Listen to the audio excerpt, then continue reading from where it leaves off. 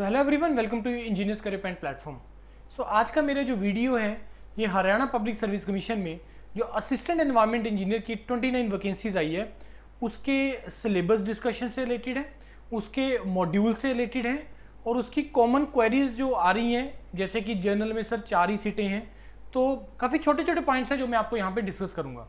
देखो, सबसे पहले मैं आपको ये डिस्कस करना चाह रहा हूँ कि ये वैकेंसीज जो आई है अभी 29, आपको याद होगा ये बैकलॉग वैकेंसीज है। 54 वैकेंसीज थी और जिसमें से 25 ही फिल हो पाई थी।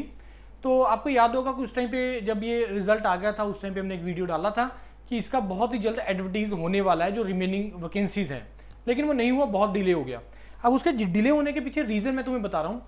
रीज़न ये है कि उसके बाद आई थिंक अराउंड 47-48 के आसपास वैकेंसीज के लिए एक अलग अलग डिपार्टमेंट के पास एक सर्कुलर गया था कि ये हमारा इतना वैकेंसीज जो है वो खाली है। तो एड हॉक बेसिस पे जो है अदर डिपार्टमेंट से कैंडिडेट्स का वो मांगा गया था कि अगर कोई आना चाहता है इस डिपार्टमेंट के लिए फॉर टेम्प्रेरी बेसिस तो आप लोग आ सकते हैं। अब उसमें हुआ क्या कि कुछ एप्लीकेशंस आई, लेकिन जिन एक्चुअल डिपार्टमेंट्स में लोग वर्क करते थे तो उन्होंने उसको अलाउ नहीं किया, ये बोल के कि हमारे डिपार्टमेंट में ऑलरेडी बहुत ज़्यादा इसका अपना वैकेंसीज जो मान लीजिए आप नंबर ऑफ सीट्स हैं वो वहाँ पे ऑलरेडी मतलब काम कम है, मतलब उस पर कम है उसमें जो ऑलरेडी वर्किंग पे हैं लोग। जैसे फॉर एग्जांपल कि अगर कोई एज ए लेक्चरर वर्क कर रहा है किसी डिपार्टमेंट के अंदर, right, as a lecturer work कर रहा है किसी पॉलिटेक्निक के अंदर, तो उसने इंटरेस्ट दिखाया कि मैं जाना चाहता हूँ उस पोस्ट के लिए, लेकिन ऑलरेडी मान लो उस पॉलिटेक्निक में लेक्चरर की कमी है तो ऑब्वियसली कोई अलाउ नहीं करेगा क्योंकि परमिशन तो ऑब्वियसली लेनी पड़ेगी हमें। तो अब इस कारण से एक बात सुनने में हमें ये आई है कि देयर आर चांसेस कि ये सीट्स जो है वो रिवाइज हो सकती है, नंबर ऑफ वैकेंसीज बढ़ सकती हैं, लेकिन होगा नहीं होगा वो बाय द टाइम ही पता चलेगा, राइट। तो आज मैं जो डिस्कशन करने वाला हूँ वो AEE के जो सिलेबस रहेगा, आपका स्क्रीनिंग टेस्ट का, सब्जेक्ट नॉलेज का और इंटरव्यू तो चलो एंड में होना ही है। अब आपको मैं भी पिछले कुछ दिनों से हम लोग कॉन्टिन्यूसली वीडियो डाल भी रहे हैं कि जो आपका असिस्टेंट एनवायरनमेंट इंजीनियर का इन्होंने डिक्लेयर कर ही दिया कल कि आप लोगों का ये कॉमन पेपर होगा, 2 नवंबर को आपका कॉमन पेपर है। तो वो तो सब्जेक्ट नॉलेज, वो तो स्क्रीनिंग टेस्ट है जिसका कॉमन पेपर होना आपका, तो उसका प्रिपरेशन का मॉड्यूल हमारा कल से स्टार्ट हो रहा है।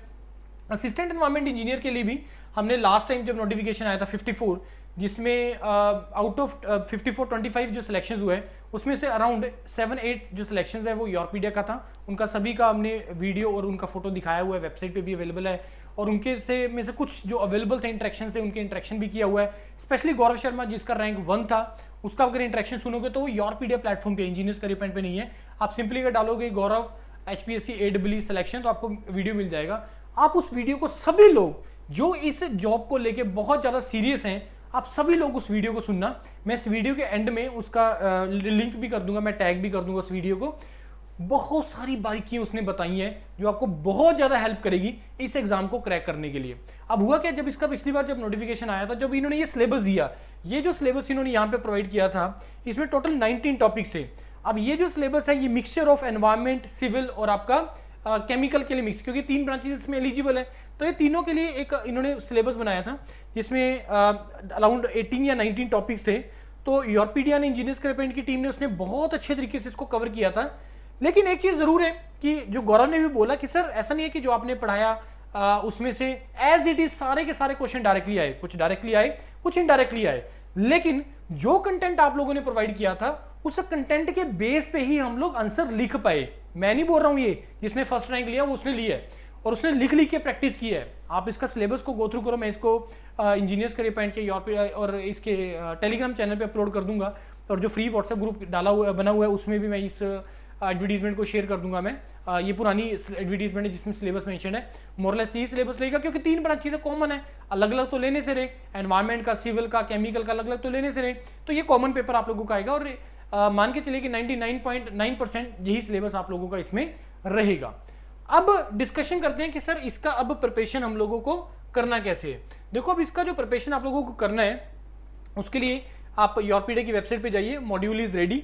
स्क्रीनिंग टेस्ट जो है, स्क्रीनिंग टेस्ट का जो आपका लाइव क्लासेस है वो आप लोगों का कल से स्टार्ट हो रहा है, कल मतलब आज से स्टार्ट हो रहा है, 16 अगस्त से आप लोगों का स्टार्ट हो रहा है। और सब्जेक्ट नॉलेज जो आपको कंटेंट इसमें सारा का सारा रिकॉर्डेड जो हमने पिछली बार डाला था वो एज इट इज हमने सारा का सारा 1 गो में मिल गया है, लेकिन उसके बावजूद भी अराउंड 20 to 30% कंटेंट ऐसा है जिसमें हमें इंप्रूवमेंट करनी है।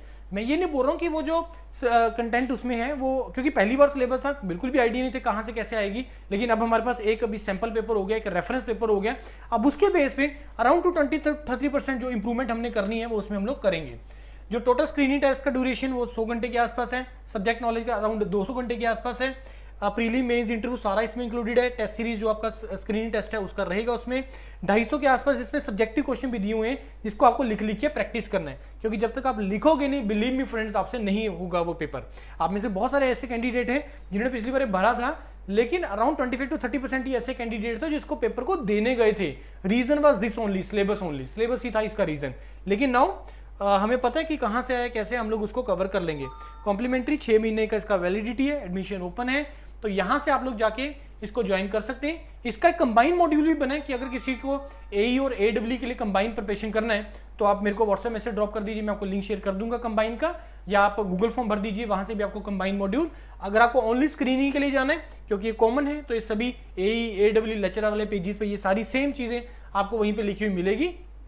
तो आप लोग इसका तैयारी स्टार्ट कर दीजिए। असिस्टेंट एनवायरमेंट इंजीनियर 29 वैकेंसीज, और आपको पता है इस पोस्ट का वैल्यू तो आप लोगों को पता ही है, उसके बारे में तो मेरे को बताने की रिक्वायरमेंट नहीं है। तो जो भी सीरियस है इस पोस्ट को लेके आप स्टार्ट कर दीजिए, कंटेंट गो थ्रू करना स्टार्ट करो, मेंटर से डिस्कशंस करना स्टार्ट करो, और अपना इस एश्योर करो इस असिस्टेंट एनवायरमेंट इंजीनियर की सिलेक्शन को। Thank you and all the best to all of you.